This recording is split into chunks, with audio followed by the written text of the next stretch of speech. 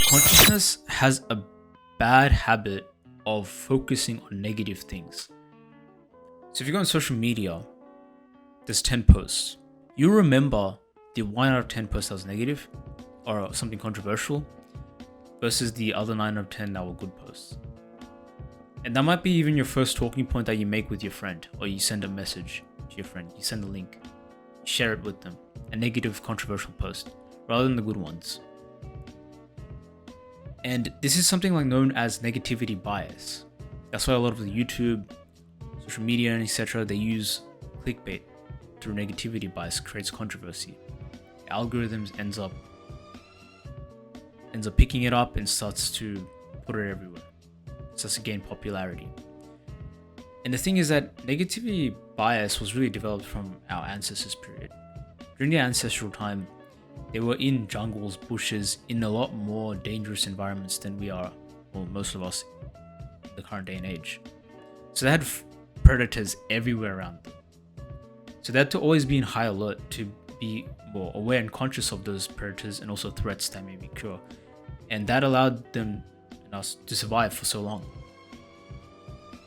But unfortunately, this trait has become hypersensitive. In this modern day, we've become hypersensitive to fear and anxiety, that it becomes panic. So how can you put your fear and anxiety aside to then live a more fulfilled and content life? Fear is an object of your consciousness.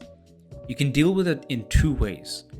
One is to recognize its presence and let it go, and two is to run away from it but never recognize it. But the problem with that is that it's only going to grow and become stronger and more powerful, and it will inevitably come across other parts of your life again as well, and it will affect you. So it's very hard to accept that fear is just an object of your consciousness. This is why we just often bottle it up and make it grow and become stronger. We even structure our lives so that we never trigger fear at all, to protect ourselves from it. Think about the time you've had a splinter in your finger. If you touch it, it hurts. You might even find it difficult to even sleep at night because you're accidentally bumping into it. In this situation, you have two choices. Modify your behavior and movements so nothing ever touches the splinter, so you're living in eggshells, or attack the problem and pull it out. Letting go of your fear is just like removing a splinter. You have to accept that fear is just a separate thing you need to remove. It's not part of you and it doesn't represent who you are, but it's something that is just an object of your consciousness. Fear is ultimately the result of blocked inner energy. When your natural energy flows, it gets blocked. It can't reach your heart, and your heart will become weaker and more susceptible to fear. Enlightenment isn't about eliminating fear, as that's an unrealistic goal, and you can't remove fear. It actually allows us to survive. But the goal is to reach a point where you become aware of fear, and you don't let it or allow it to take control of your life. This is why I say that it's not wrong for you to experience and feel emotions, but it's wrong for you to act upon emotions. Because when you most likely act upon emotions, it will lead to shame and guilt and regret, and lead you to a lower sense of yourself. And emotions don't last. They aren't entirely real. You can't even explain emotions across. You can't even show me what emotions are.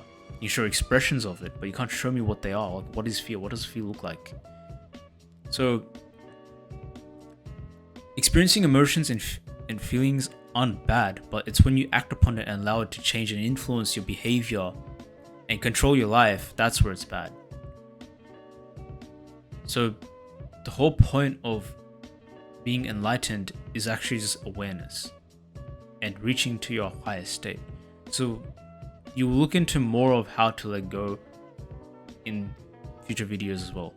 But I just wanted to highlight on fear and what it is, and how ultimately letting go of fear will then allow you to channel your inner energy across your entire body, your mind and soul.